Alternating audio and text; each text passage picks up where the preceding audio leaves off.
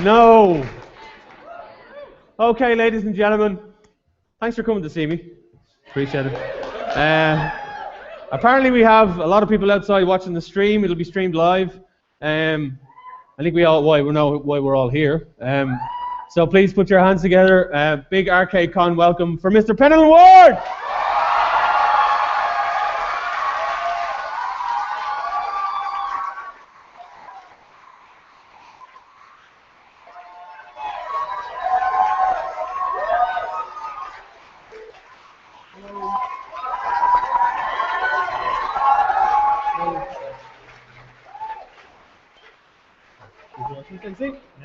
Yeah.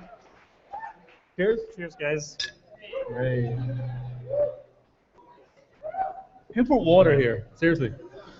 Right. Take a seat. Yeah. Just in case. So you're involved in it's called a regular show, isn't it? Is that what it's called? Yeah, regular show. Yeah. Regular show. Yeah. Okay. Yeah. Obviously, from a lot of the people in the audience in cosplay and everything, that you're the creator of numerous things between Adventure Time, original creator of Bravest Warriors. I think the most common question you probably get is like, where do you get your inspiration? But what I want to ask you actually is how many of the characters are based on real life people? Oh yeah. I think most of them, but they're all pulled from just parts of ourselves. Like there's 9 or 10 writers on the show, and we all just pull from our own lives. Like the Ice King is me. But Finn is me too. Like Finn is me when I was a kid. Yeah. And Bubblegum. No, I don't know. I don't know if Bubblegum's me or not. But, I don't know. We just pull from ourselves and put ourselves into them. There's a specific guy that I was thinking of a lot when I was writing Finn, named Mike Roth, who works on a regular show. Because he's a really sweet guy, but he's also really tough. And so he's got this like tough energy, but he's also like really polite and sweet. And I think it was really funny to me and interesting. So I kept thinking of him in particular. I don't know. Yeah, man. When the show started out, obviously it started off, it hit the ground running. Like it was just from the get-go, it was fantastically made, fantastically written. Thanks, man. It went from the everyday adventures of Finn and Jake to much larger stories for a lot of the other characters, like say for Marceline and Simon and the Ice King. Yeah. And they're for a show that is primarily everyone goes, well, it's a cartoon, it's for kids. There's some great life lessons in that show. And was that a goal from the outset? Like that you had to say, well, it's going to be a very entertaining show, but it's only going to it's like when the old G.I. Joe cartoons at the end, and it's like, right. Eat an apple, kids, because it's great. Go Joe. Yeah. But did you have that kind of mindset going into Adventure Time as well? No. I think I always tried to. I never had anything that I was shooting for. I was just trying to make it funny for me and my buddies, and we're all working on it, just trying to make it funny for ourselves and to impress ourselves. And I think I lean towards. I try to keep everything real surface level, just funny. And for a long time, I had a hard time calling myself an artist because I thought art was pretentious or something. Like there was something weird about the word for me. But I slowly got used to it because we're making something we're expressing ourselves through the cartoon, and it is a really emotional process, putting ourselves into the cartoon. So I think it is. We're all artists now in my mind, but am I wandering? I can't remember. No, you're okay. You're good. You're good. I can't remember now. What's it? Yeah. From the outset, did you want to tell an emotional story? Was it always a case of it was going to be episode per episode, or was the idea of an arc or everything overlapping? Yeah, I guess that's again, which is like we were just having fun, just trying to make it funny for ourselves, and then it just ends up working out that way, out in a nice way where there are really emotional stories, and I don't know. It depends also on the storyboard artist, like what they're interested in writing about. Like, do y'all know Rebecca Sugar's name? Rebecca Sugar. So she really pushed for a lot of like real heavy, like Finn crying episodes, and And she loves that stuff. And she wrote really, really powerful songs, and she masterminded a lot of the Simon and Marcy arcs. And that's just because she liked doing it and pushing it in that direction. And for me, I loved it. I was super into it. And so I just sort of helped as much as I could, for her when she was writing those songs. I had to edit. I tell this story at every convention. For Simon and Marcy episodes, I had to sit there and listen to the songs over and over again. I'd be crying like by myself, like watching those episodes, because I had to edit the animatics for them and do all the post. So I would listen to the song over and over again and be like, had to deal with that. And then there's other guys that just like being silly and just write really silly, funny stuff. Cole's really good at Cole Sanchez is another storyboard artist, and he's just good at writing really funny jokes. There's one thing that, I don't know if you remember, in one Flame Princess episode, Finn was in the water and he was spitting water out of his teeth. That was Cole. And farting, and he was farting and the bubbles were coming up. And it does, but eventually it does that. It goes from fart jokes to, in the space of a second, it goes from fart jokes to making you cry because of something so emotional. And it's an unbelievable achievement for the entire creative team involved in that. Overall, though, in the show, music plays a big part as well. Like with Marcy and those Marcy episodes, you could sit there for hours on end. I think there's actually a super cut on YouTube of all of Marcy's songs, and it's like listening to a Fiona Apple album or something like that. It's crazy. Yeah. But is there any musical inspirations that you wanted to put into the show specifically? Was there any couple of artists that you kind of went, that's who that character is influenced by, or is it just that it just happened to flow that way? It depends on who's writing the songs. I think Rebecca, I don't know who she pulls inspiration from, but she really just writes all the songs herself. It feels like it just comes from... She plays her ukulele and the pitches, and other artists I know pull from different people. Jessie Moynihan wrote a song for Marceline, the one where she's playing and Finn and Jake are in her closet. She's playing her demo, recording it. And to me it sounds like David Byrne, but I don't think he would say that. I think he hates David Byrne. But I liked it. Maybe he doesn't. Maybe. I don't know. I'm worried now I've offended him, my friend. But everyone's different. For me, when I write songs, it's like singing in the shower. It's just like, hey, there's some whiskey on the table. My name is Finn. And I think you've just explained the entire inner workings of Finn's mind just in 2 sentences right there. Yeah, I wrote one about, I can't remember now. What was it? At the Andy Screams Pizza, and all these birds fly up out of the air. And that was that kind of a thing. I don't know if you remember those little details of episodes. I think that's one of the beautiful things about Adventure Time, that it is so detailed, and there's a lot of stuff in the background. I mean, from the very, very first episode, the very, very first, not the pilot, but when the show first aired, the opening sequence where you fly through see everything, all the characters, they're all there. And then slowly but surely, they all slowly get introduced. But from the get-go, they were there, and it was just waiting for them to actually come on screen and be introduced to everyone. Yeah, and it is one of the most beautiful shows that can actually manage that you have a base, and then just slowly but surely tease it out there for everyone. We were talking before we came on, we were talking about the overall process of getting a story done. Yeah. And where do you guys start? If you have an idea for a story, or one of the writers, where do you all sit down in a room, like you said, and ukuleles and talking and bashing it all together? Yeah, it can start from different places.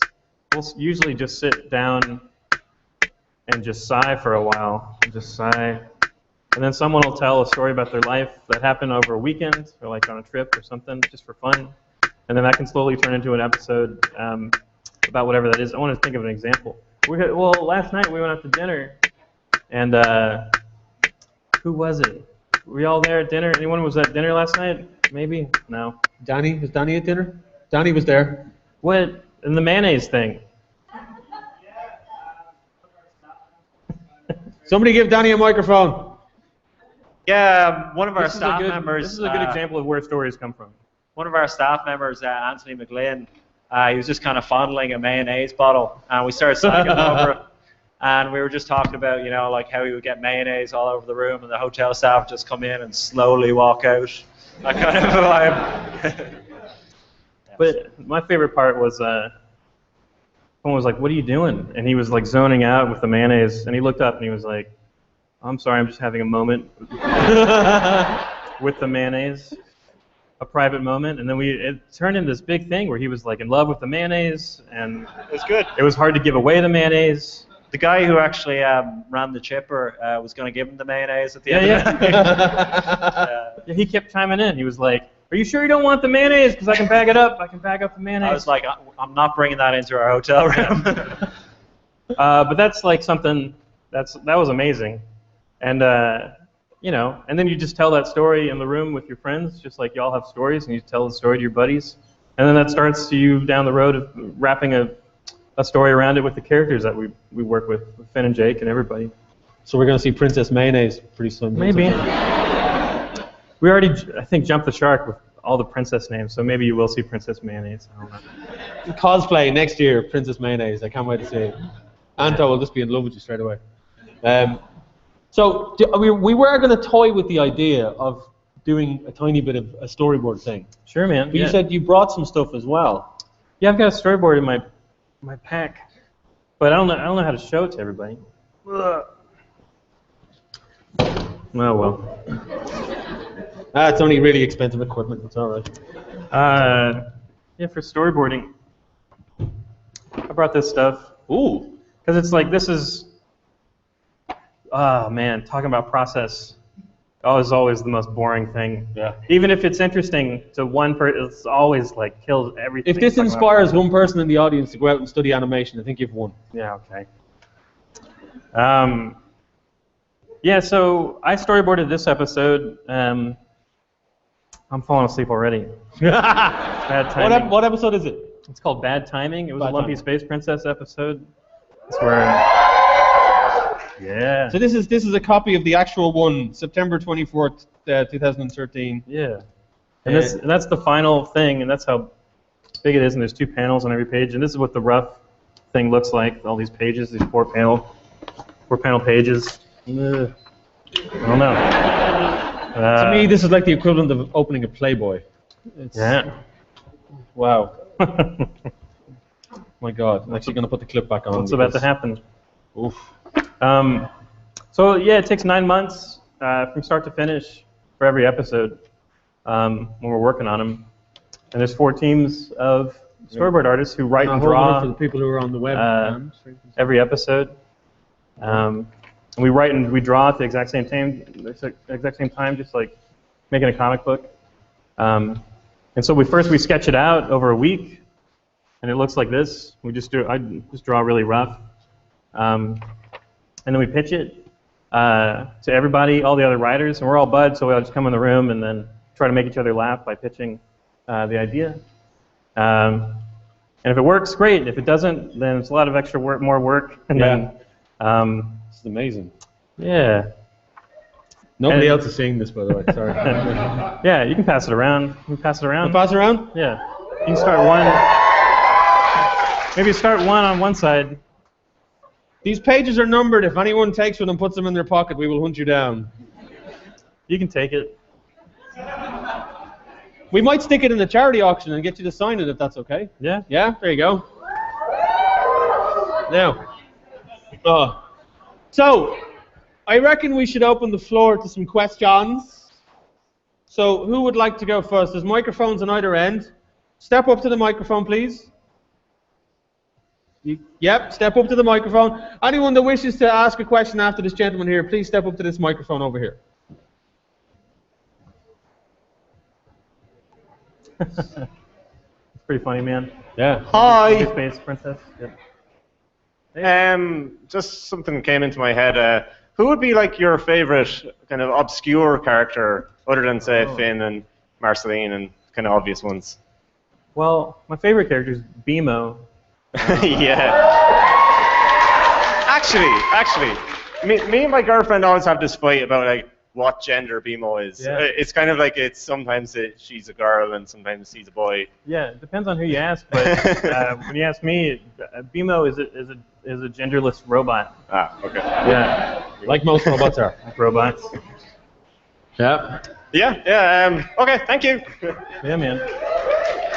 Okay, who's next over here? Go ahead, sir. Jump up there. Yeah, I wanted to ask a question about, well, the male version of Lady Rainicorn, can't remember the name of it. Yeah. And Cake the Cat. Since Jake and Lady Rainicorn had babies, did they have babies? But they don't have to have had babies. It's All not. right. It's not a. Like for like. Yeah, it's not. It doesn't have to be exactly the same. But The world- if they did have babies, then would they be Thundercats? Sure, man.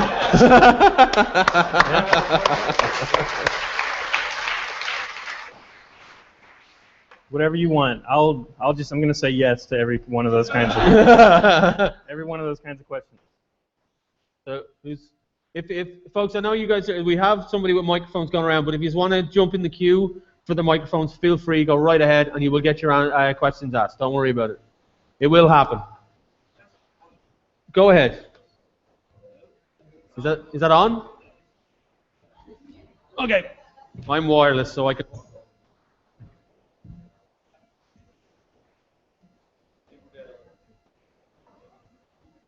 Do you want to just ask me? You said that like the characters all kind of came from people you know.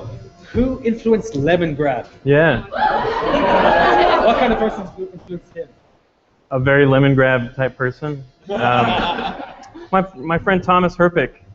I think he's claiming that he invented Lemongrab, and I think he did. A lot of people were involved because Jesse Moynihan also worked on that episode. These are all just guys that work on the show, you know, the writers on the show, and they're peculiar kinds of people, just like Lemongrab I think is. But I can relate to Lemongrab too. I think I'm similar. I like sometimes I'll just organize stuff, you know, like on a table, like Lemongrab might do or something. Yeah, man. Cheers. Yeah. Thanks. Okay, over here. And Justin Roiland does the voice of Lemongrab. He's got his own show now called Rick and Morty. Have you all seen Rick and Morty? Yeah, he was Lemongrab, and he's very much that kind of person too, I think. I was just wondering, because the thought of Finn being the only human, was that just because some people say it's just because it's all of his dream, but I wonder that because just him being the only human, it's a bit like you could have made him anything, Yeah, but you made him a human. yeah. I was wondering where that thought came from.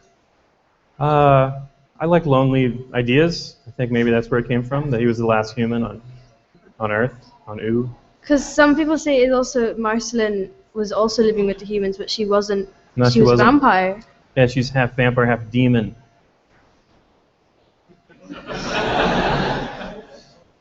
What? Is there more? I can't remember. Okay, cool. There's always been like a lot of controversy about what's going on with Bubblegum and Marceline. Yeah. And I remember Cartoon Network had put up a promo video, I think it was, for the I'm Just Your Problem episode, and they said, does Marceline like Bubblegum a bit more than she should? And they took it down. Yeah. What is your actual stance on that? Like, is there something going on, or like is that canon, or is did Cartoon Network not let you put that in? I'm gonna use Rebecca Sugar's answer, which is it's none of your business.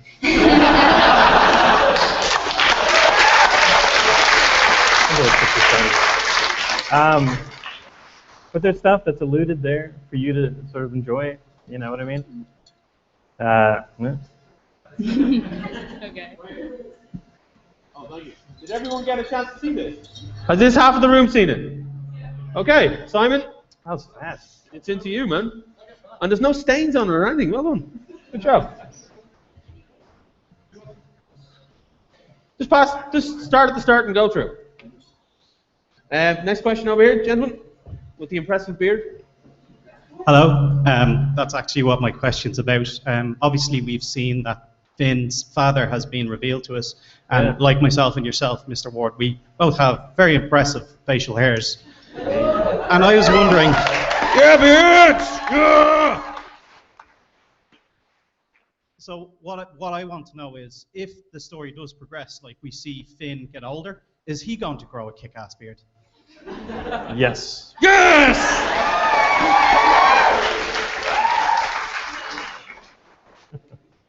Next question here.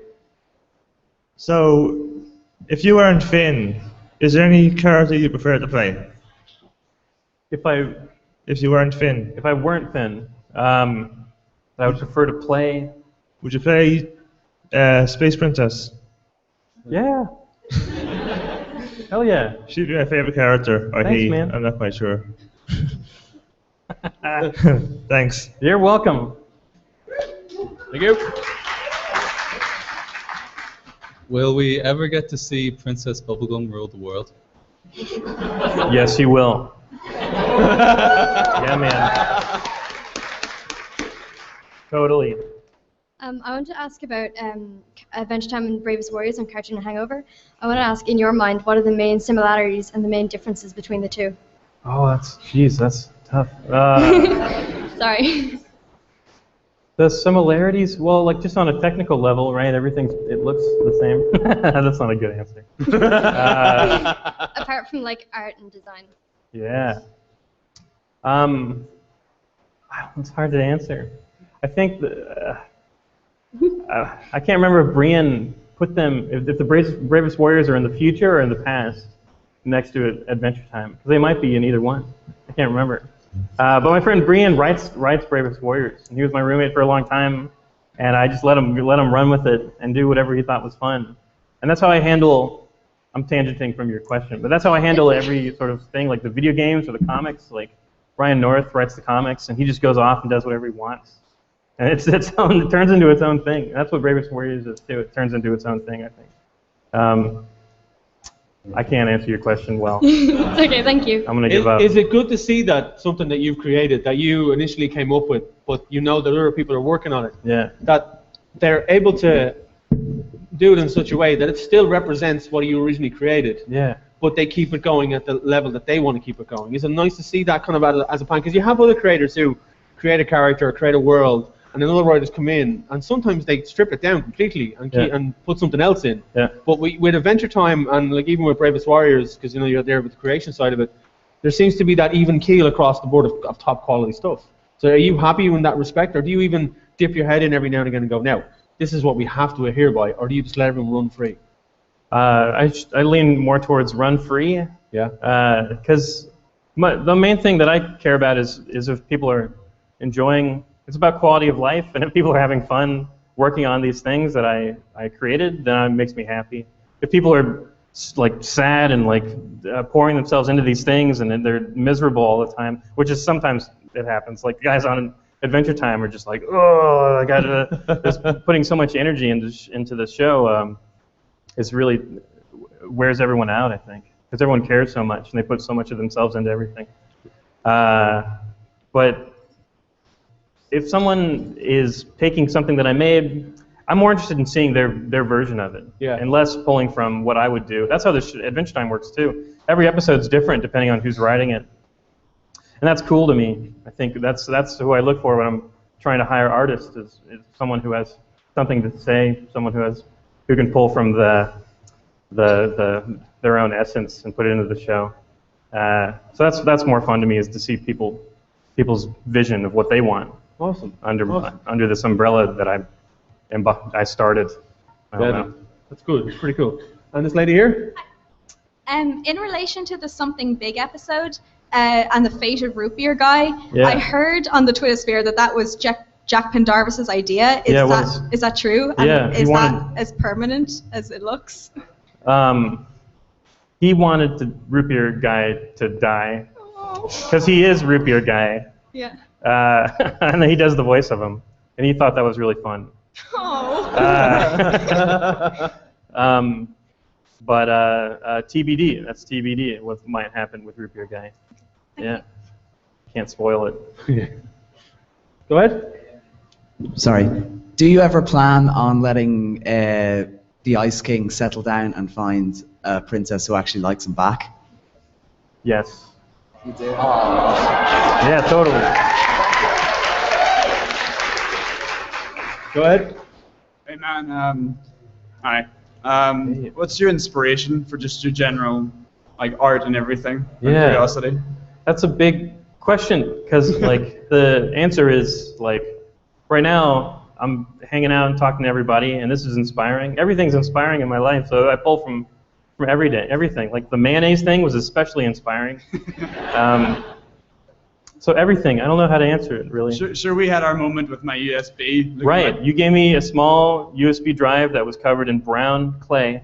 Yeah, it looked like a piece of shit in a little baggie, and you like pulled it out of this little bag, and it had like googly eyes on it. Yeah, that was a good story. Yeah, it was a rock, but it was just a shameful way I displayed it.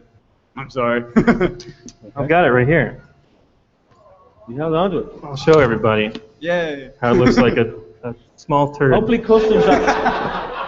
customs don't stop you on the way home and go, what the heck? See, it's a cute poop. It's the cutest piece of poop we've ever seen. Is there any one particular artist that you would take inspiration from as you like going through college and studying animation? Was there any particular schooling of animation that you stuck to? Because like in the Disney era you had like Glenn Keane and then you had like the 9 Old Men. Was there any kind of inspiration that you took from any of that? My friend Adam Muto, who runs Adventure Time now, he had a whole library of comic books in his cubicle when we were in school together, and I would just sit outside of his cube and read his comics, and he really turned me on to like Lone Wolf and Cub series, which was really inspiring to me. I thought it's fun to read those and to dig into, because there's page after page after page with no dialogue, and the characters are just like starving sometimes, and you just flip through like 20 pages and you can really feel it. It just feels miserable, which I like. I like those kinds of things, miserable things. So I love that. Yeah. And Paul Pope is a great comic artist who I like a lot. I was reading all of his series are really inspiring to me. Have you had a chance to check out the Irish Independent Artists in the Trade Hall? I haven't walked through yet. I've been sleeping a lot. You're still recovering from the first night of the burlesque show. Yeah, my time is off. My inner clock is off, so I just sleep. And I can't help it. It's all good. I feel good right now though. I got up at 4 a.m. today, and then but now I feel good. And we're on stage. There's like an adrenaline thing happening. Awesome. This gentleman here. So a while ago you made a Pokemon short and you put it on YouTube. Can we ever see a sequel or something like that? Yeah, maybe. I mean, that was Natasha Allegri. She started that, and that's her thing. So she wrote it and drew it, and I helped her put it together. I did voices. I did edited it. So if she wants to do another one, that's really her thing, I think. But yeah, I think we will. We'll do some more of those. Looking forward to it. Thanks. Next question here. Hi, by any chance would I be able to get an Oscar selfie with you to win a competition? Wait, do what now? An Oscar selfie. What's an Oscar selfie? You know the thing that they did, Bradley Cooper and Ellen Page at the Oscars where everyone just a big selfie. Big selfie. With like everybody in here. So if you come up on stage and then we point the camera that way, you and Penn can take a photograph with everyone in the background. Yeah. Yeah? Let's do it.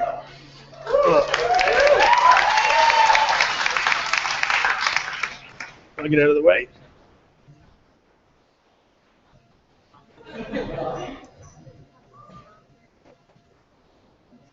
Sorry. That's okay. No problem. Do you want to you aim it that direction, yeah? Right. Oh yeah, okay.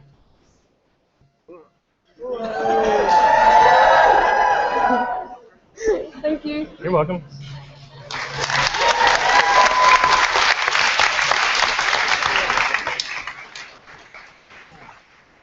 This gentleman here.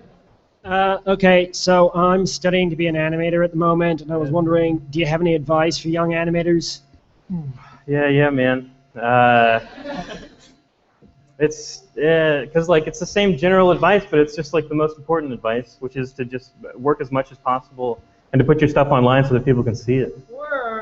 Yeah, yeah. You're in the wrong business if you don't expect animation to be hard work. Everyone I know who has a show, it's because they were animating all the time and creating short films, and they were doing it just because they love it, which all animators do if they're in the fields. They love sitting and drawing and working. So just work a bunch, man, and put your stuff online, I think. Thanks. Yeah. And go to conventions, just like this one, and put your, get a table if you can. Am I still? Okay. Yeah. Now I have a stipulation. You have to ask the question in Castiel's voice. I can try. Give it a go.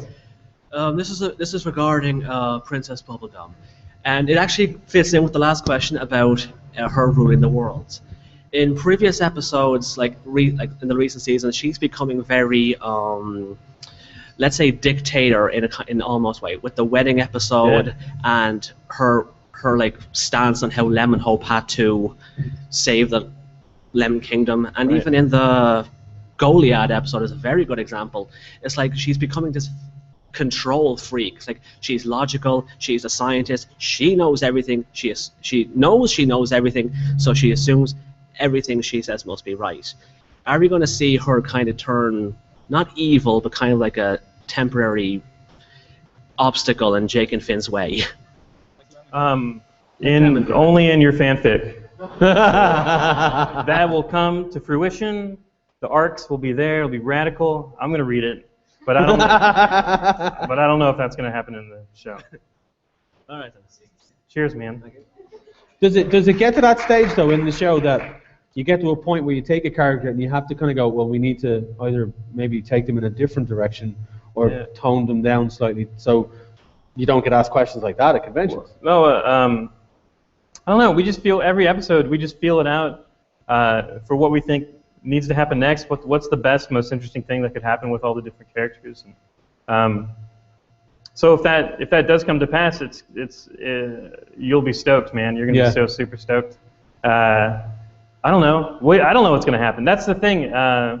Everything isn't planned out, really. And a lot of people get bummed out when I say that. But for me, it's awesome because it's like we're playing Dungeons and Dragons with the characters, and we are the characters when we're writing them.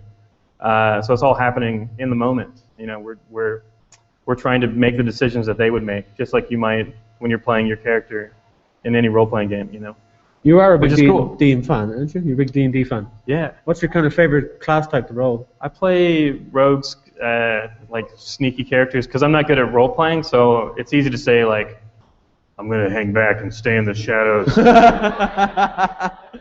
And then you don't have to, be a bard or anything. You don't have to like sing songs, which I can't. Hard to do. What's the longest campaign you've sat through? Like five sessions or something. No, we always roll new characters every single time. It's fun. That's maybe the most fun part of it for me is creating the guy and like rolling him and drawing him and killing him real fast. Now this gentleman right here. What was your favorite episode in the whole of Adventure Time?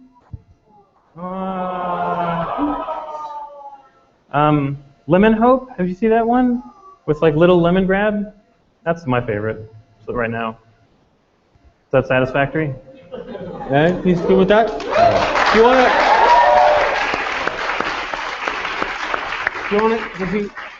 you want to come up and get a photo with Penn?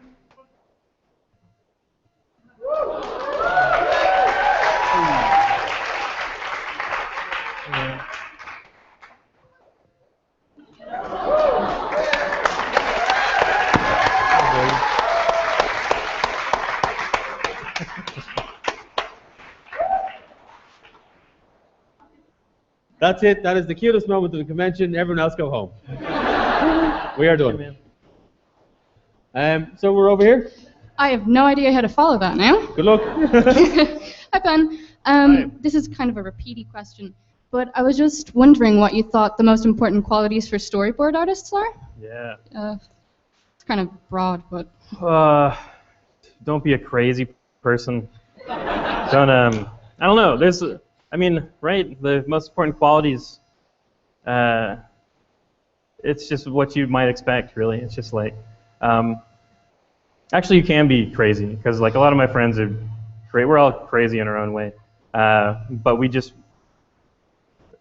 like to work. I don't know. I can't. That's hard to say really without making it really boring. The answer.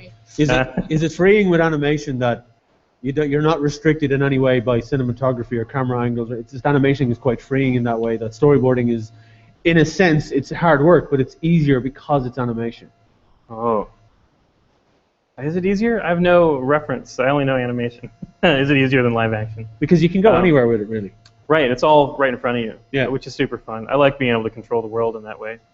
I don't know. I think this doesn't really answer your question, but I think like when I'm looking for borders, I find them because I'm going online and I'm looking through blogs, or I'm going to conventions and I'm picking up cool minis, or like indie published comics, or just any kind of thing. Like if you're putting yourself out there, the industry is relatively small. It's smaller than you might think it is. There's really not that many people like trying to make it an anime. It's pretty tiny. So it's easy for, if your stuff is rad, it's easy for it to rise to the top for people to find it, I think, especially online now. And, so it's a different kind of answer to your question, but the end. Thank you. Thank you.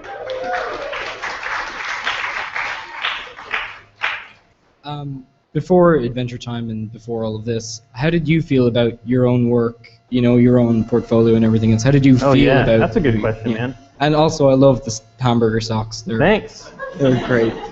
My flair. It's my little cosplay legs. I thought it sucked. I thought my drawings were terrible, and if they were, you can see them online. You can look them up. Look up the first Adventure Time storyboard. It's on there, and it's like, it's not good. It's not good. And I don't think I'm being hard on myself. Like, it's not the greatest drawings.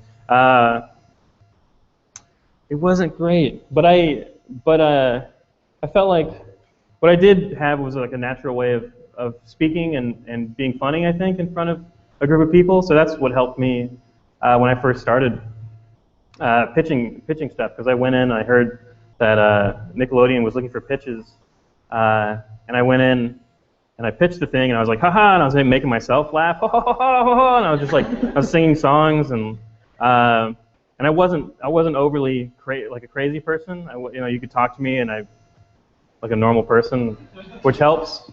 So I had all these natural things that I didn't know I had when I first started, and now I know that that stuff is kind of essential when you're trying to sell an idea to somebody or something. But my drawings were terrible. I learned how to draw really fast, I think, when I first started working. My buddy Thurup hired me on a show called Flapjack on Cartoon Network, and I learned really fast because I had to output so many drawings, and I was just learning super quick because, yeah, I had to. I don't know. I'm rambling now. I can't remember what. It sucked. That's the answer. Yeah. Thank you very much. Can we get the next question there? Despite the fact Adventure Time is very happy and can be very fun, it has built a reputation at this point to be very dark and disturbing when it wants to be. Yeah. How do you feel about like doing this, about making children suffer? Yeah, man. I mean, Ren and Stimpy was pretty heavy back when I was little, and I think that was good. It like it exploded my brain about what art was and what creativity was and what cool, crazy cartoons could do, and I think that rocked my world. Those like Beavis and Butthead and Ren and Stimpy, and so I'm excited to do that kind of thing.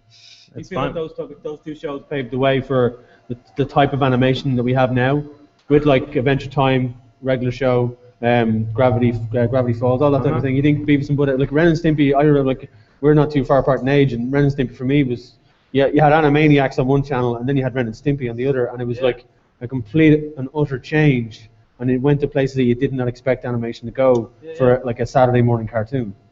Yeah, well, definitely, you know. Yeah, of course, it paved the way, and just in the same way that Animaniacs paved the way for derivative cartoons of Animaniacs, you know, too. And, it all just leads to the next thing, I think. You just keep pulling inspiration from the last thing. Adventure Time is just a bunch of cliche stuff. It's just over and over again. But it's, you know, we just make it, we try to twist it and make it new and interesting.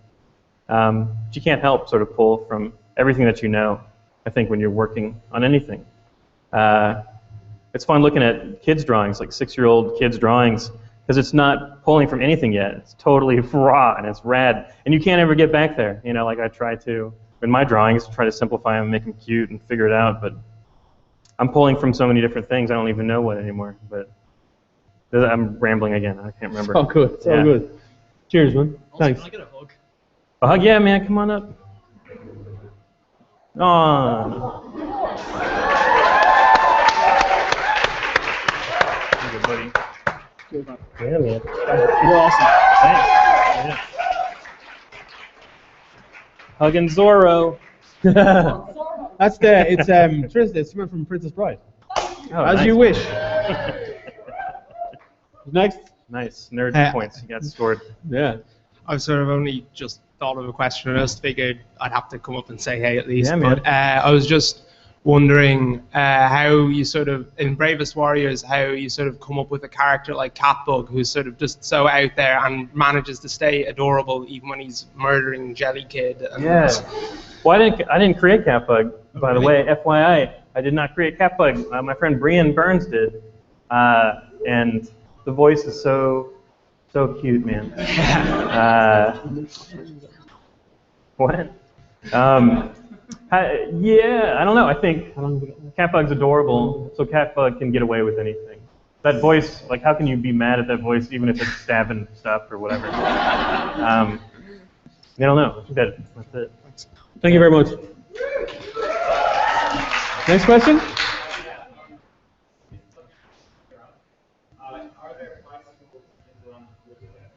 So, which characters are the most likely to ride them? Oh, yeah. Heavy hitter. That's a tough one. Yeah, totally. There's bicycles. Yeah. And which characters? Would it be Marshall Lee, perhaps? Yeah, you got it, man. It's Marshall Lee. Oh, is this a thing that I don't know about? This is something. This is your thing that you're doing. He has a fanfic all about Yeah, bikes I and got land boots. Some weird fetish with bicycles. Hugs. Hug it out. It's all good. Thank you. Thank you. Next question, please. It's kind of a weird question, but do you like your fan base? Do I like my fan base? Yeah. Yeah. Thank you. I like interesting people. So, my favorite kinds of people are the people that are doing stuff and making their own stuff. And so what I like is just cool people. And there's a lot of them in the Adventure Time fan base. Yeah, for sure. There's some stinkers probably too. Big stinkos. But I like a lot of them. Thank you. Next question? Not really to do with Adventure Time, but what's been your favorite thing about coming to Ireland so far? Any favorite foods or any favorite places to go? Oh, man. All right, let's see. Because I've been here, and then I walked a couple blocks and I went to, I can't remember the name of the restaurant. But I've been to 2 places so far. And it's nice. I've been, let's see, what have I had to eat? I had some fries, what you call them, chips, right? Yeah. And had a veggie burger down the street too. That was pretty good. Yeah.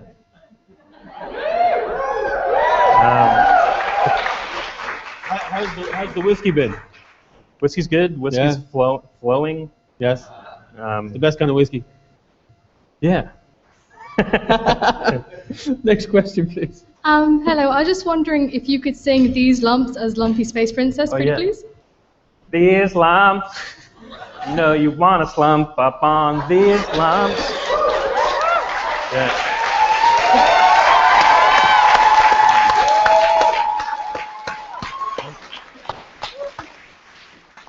Thank you so much. Next question, please. Hey man, do you want some Skittles? I'm alright. He's okay. Thanks though. That's a good question. Yeah. Next question. I was wondering, like, you're working all the time on Bravest Warriors and Adventure Time and whatever other things you're working on. Do you find you influence yourself whenever you're doing these with characters or positions or whatever? I laugh at my own jokes sometimes. That's kind of like influencing myself. Is that what you influencing myself? Yeah, like with characters or maybe backgrounds or locations. Yeah. I don't know. It's hard to. That feels like a puzzle. How to like looping back into myself. Can't figure it out. But I'll be sitting there drawing sometimes, and I'll draw Finn in a funny way, slapping his stomach or something, and I'll be like laughing. Yeah. So I can make myself laugh. But I pull inspiration from a lot from my friends because they're all super funny writers. We all influence each other, I think, when we're writing the show. All the writers on the show. Right. Yeah. Yeah, man. Thanks. Next question. What's the most memorable experience you've had with a fan or with the fandom? Oh yeah. The poop thing, right? Yeah. The little poop USB thing. Logged away. Princess Poop USB. Mark that one Yeah. down. Yeah. I think that was a good one. Can't think of a real good answer for that. The weekend's not over yet. Next question. When you start pitching a new series, I understand that you go through thousands of character designs and changing character designs. Do you have any funny stories behind any character designs, or how you got to it, or if anything was just particularly strange? When Marceline's father showed up, his first design was his mouth was kind of like a vagina, and then we changed it a little bit to make it less like that because we got some notes. But it's a big crazy monster face, and so it just ended up looking like a penis. And then what are you gonna do? I don't know. We kept. So that was, I don't know. That was interesting. We couldn't really get it away from anything. It was just this crazy monster. But people kept seeing things into it that weren't there, I don't think. That's the best answer I can think of for that. But yeah, I don't know. I don't know.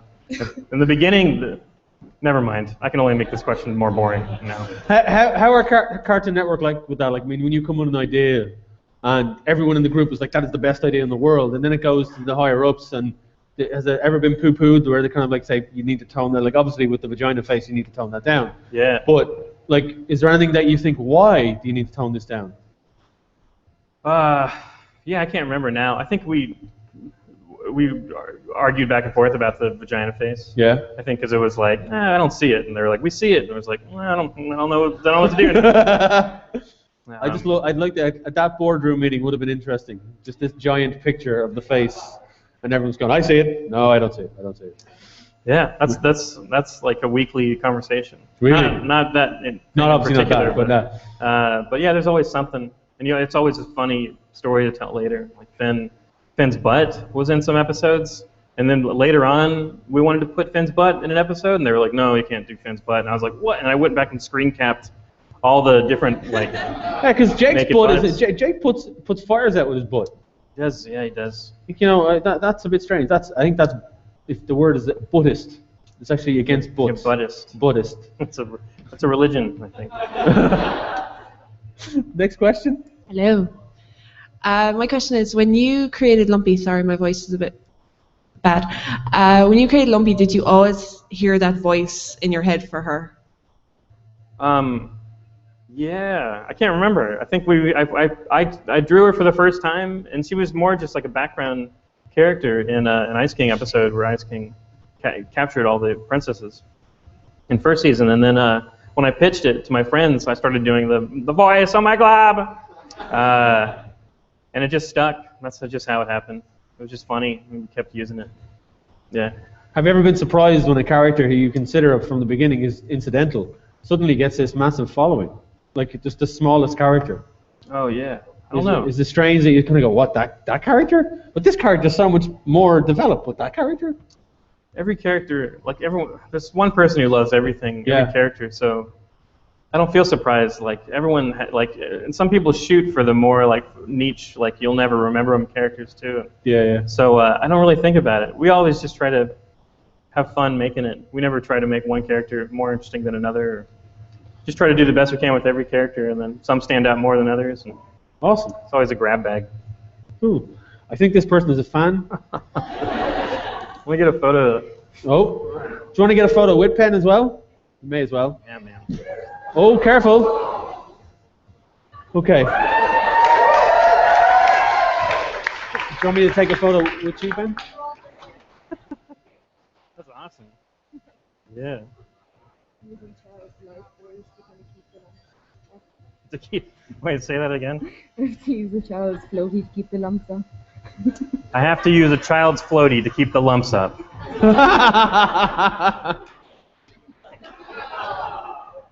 Awesome. Yeah. Here, let's. Do you want me to take it? I can take a photograph. Yeah, it's no problem.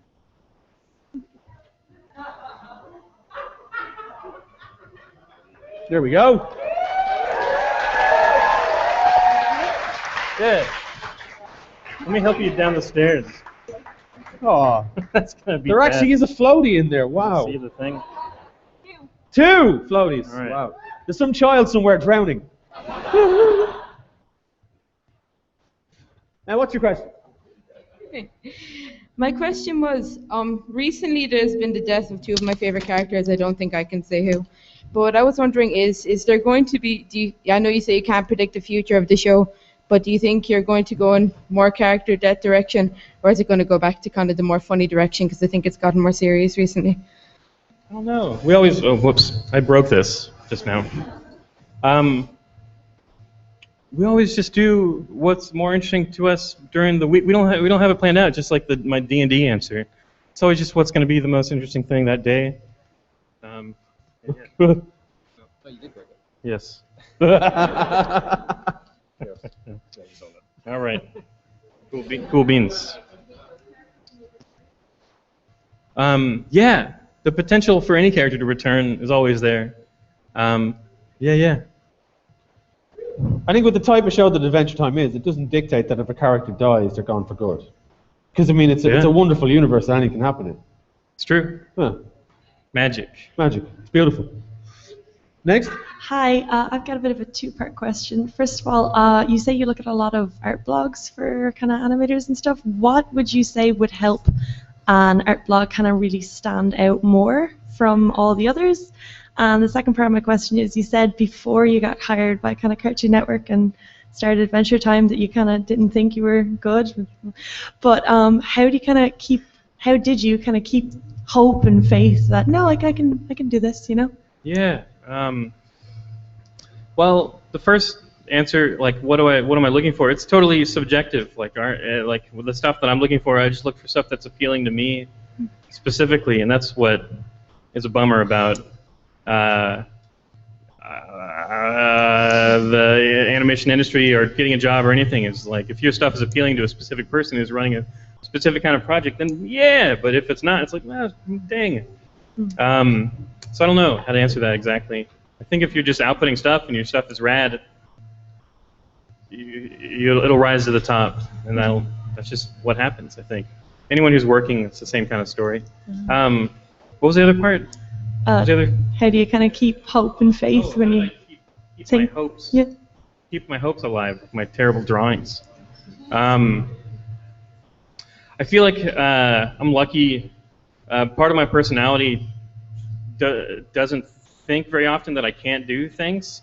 I just say yes to things, and then I like try really hard, and I'm like, yeah, I can do this, and then I fail.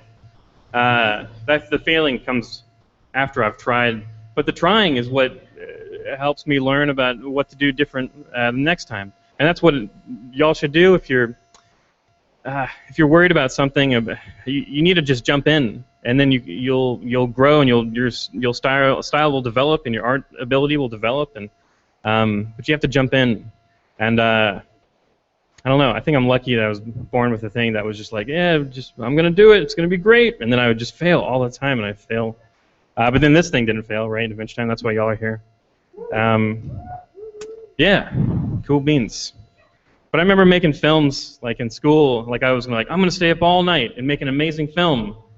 I can do this. Yeah. And then it just didn't happen. Just peters out, you know. And then you. I think it's just that you can be. You have this level of fearlessness to you because you just keep going, and you know that eventually you're gonna get it right, and you believe in yourself that you're gonna get it right. Yeah. Everyone can do that. Yeah. Cool. There you go. Next question, please. I was wondering, it's a question from my friend. This is actually a three-part question. Yeah, man. Lay it down. Is Finn's hat made from Winnie the Bear?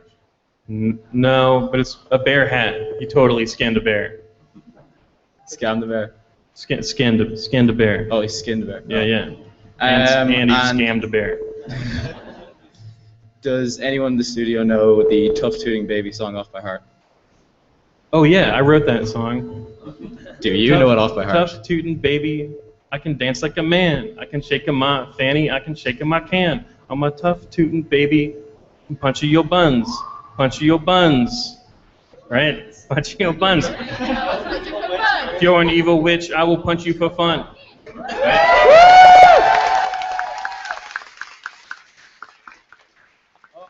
Okay, folks, we do have to finish up very, very soon. Okay, so let's fly through the last remaining people that are standing at the microphones really quickly. Okay, I'd like for everyone to get their question asked. So let's fly through it.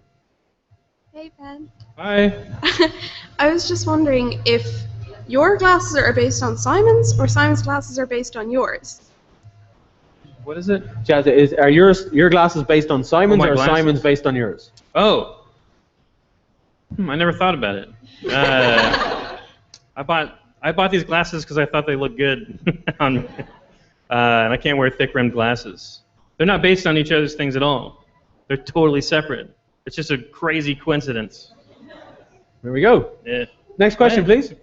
Yeah, I'm sure. Hi. I was wondering, what is your least favorite episode of Adventure Time? Oh, yeah. I can't think of it.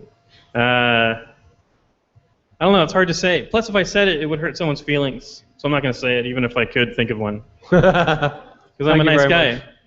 I try to be nice. Hello again.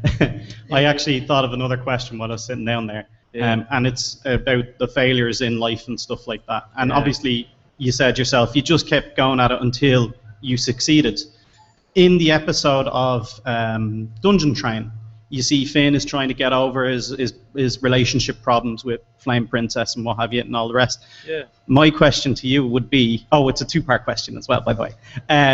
The first part would obviously be, if you, before you had your big success with Adventure Time, did you find that you would do that? Would you escape into video games or your D&D sessions or whatever?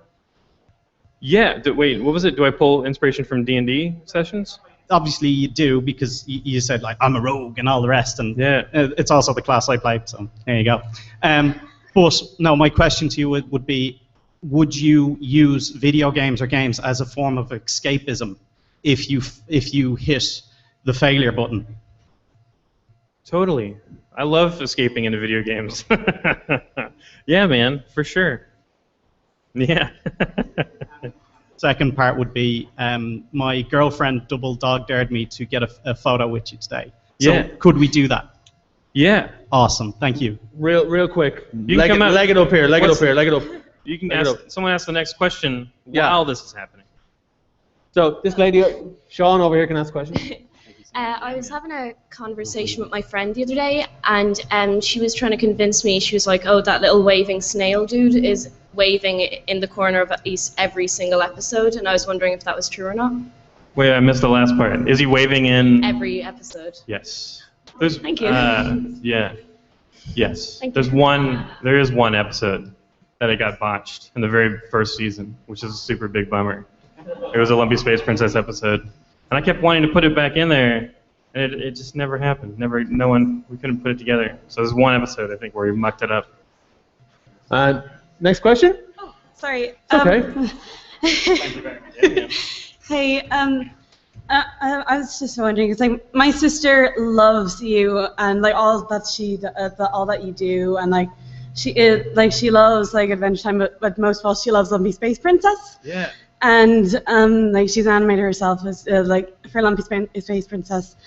I was just wondering, but could I get you on video saying, if you want these loves, you got to put a ring on it. Where's my ring, Finn? Yes. In her voice, please. Do you want to do that now, or do you want to do it after this one? We can do it. I don't mind whatever you can do it. I'll do it whenever. Yeah. I'll do it right now. Do it right now. Let's go. Okay. Do you want to come up and do it up on stage? Be closer. Oh, okay. Come on. Real What is quick. it? Wait, I need to hear it again. Do you want these lumps? You want these lumps? All right. Where's my ring, These- Finn? All right. Come up closer. Come up on the stage. It's okay. If you want these lumps, you got to put a ring on it. Where's my ring, Get Finn? down right in front so we can actually address the camera. Address the camera. You can get close. Put it like right here. Yeah. Do you want? You're shaking, so I'll do it. Okay. This is for you, Mel. Okay. So is it recording? Yeah, it's recording. Okay. Recording for a while. If you want these lumps, you gotta put a ring on it. Where's my ring, Finn?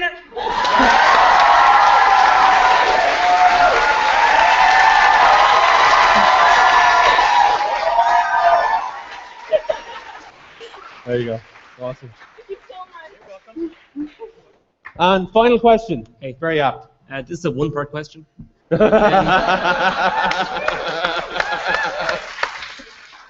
I was just wondering what's Peppermint Butler's deal with the dark arts? He's into him. He likes him. That's his deal. I was just writing an episode about Peppermint Butler in the lobby, where space. Hold on. Give me 1 second to remember this idea. Think about that. Wait. Hold on. There's a murder happening somewhere. Okay. Y'all know Father Ted? Yeah. Graham Linehan was writing to me about an episode where he wanted to write another Goliad and Stormo episode. Because his kids did the voices of Goliad and Stormo. And he wrote me a bunch of ideas, and one of his ideas were that Finn and Jake were throwing Peppermint Butler back and forth like a frisbee. And I was thinking, why would they be doing that? And I was like, maybe the centrifugal force, or he's trying to. And then I was looking up like NASA videos of astronauts in spinning chairs. Is just here? He's over there. Hey man, what? Because when you're sitting in that chair, it's like disorienting you in a way that prepares you for being in space, right? So that your guts are okay spinning around. Oh man, I really didn't want the first thing I said to you to be as dumb sounding as that. We actually had this conversation backstage before we came out. When we go to your panel later, we want to be impressive enough that we don't sound like idiots. Too late. Done. Yeah. But what is that? What are you mucking up in your mind that lets you in a spinny chair? Well, it's kind of like the way when people sometimes get travel sick. Just certain people are more susceptible to things like vertigo or motion sickness. So the reason they go through so much training with those type of chairs is to make sure that the astronauts they're selecting aren't those type of susceptible people, because it will jeopardize the mission. Oh, I thought he was training himself to not be like that, but really it's like a test where you're trying to not barf, because if you do barf, you're not allowed to go to space. Well, they won't kick you out straight away, but yeah, it is part of the training. Some people can train themselves to be better at it. In my talk tomorrow, I've got some slides from a device we found, which was patented in the 60s to use centripetal force to help with the birthing process. So instead of the astronaut sitting there... I can only imagine the worst version of this. Everyone else can imagine this. Beautiful. Cool, man. Well, yeah, Peppermint Butler, I was thinking about how centrifugal force could... never mind. You're welcome. Into the dark arts, definitely. That'd be the answer, I'd say. Folks, we are going to wrap it up, but we want to say a few things beforehand, right? It's kind of half and half what we're going to do. We're pimping some stuff here, but this is a print that is on sale in the trade hall of the Irish Pubcast and the 2D Cast here. I'm a member of them. That's obviously me right there. And it's on sale, and it's all been all proceeds will go to the charity Belong To, which is the...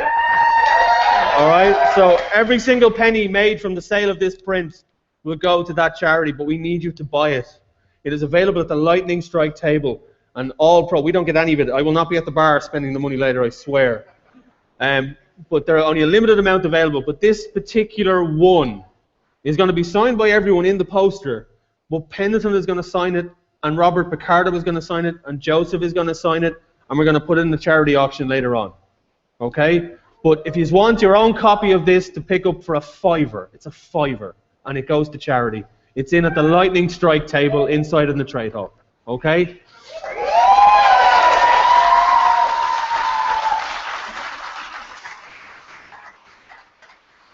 This thing is toast, man. I can't put it back together. He came, he saw, he destroyed the microphone. You might be. I don't know how to do it. Maybe it's all good. We'll fix it. Ladies and gentlemen, Pendleton Ward.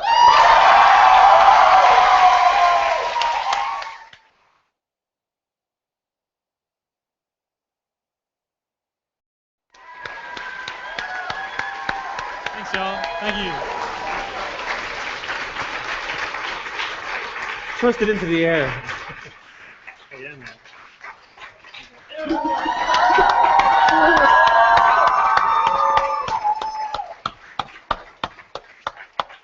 Pendleton has a signing. Is it later on today? Yeah. Check the timetable. There's a signing anyway. So if you'd like to get anything signed, 4 o'clock. Thank you, Dermot. I also, folks, if you could keep your seats, I do have a few announcements I do need to make. Okay? And Pendleton's going to help me make them. Yep. Okay? So we have this. Don't forget special Reezer. Special. I actually don't know what that word is. Special teaser of guest panel at 4 p.m. Okay, so that's in an hour and a half. A special teaser of a guest panel that's happening tomorrow. So it's something extremely special that's happening here at 4 o'clock. Be here for it. I swear you won't want to miss this. And then at 3 p.m. crossplay. Crossplay. Blap. Blap there. And blah, blah, blah, blah. I think if I can translate it, it says 3 p.m. crossplay workshop has been moved to 6 p.m. And also there are raffle tickets for the raffle on Sunday. It's €5 line. ES. It's €5 line. €2 for 3. All proceeds go to Reach Out charity. And there's some cool slag. No, that's swag, isn't it? Yeah, swag. There's some cool swag up for grabs, i.e. GOTT pre-releases. I don't know what that is. Guardians of the Galaxy. You just could have wrote Guardians of the Galaxy. I would have been able to read that. So Guardians of the Galaxy pre-release swag. So that's later on. So tickets are available from, see Joel over there? You can get tickets off him. Ladies and gentlemen, again, Pendleton Ward.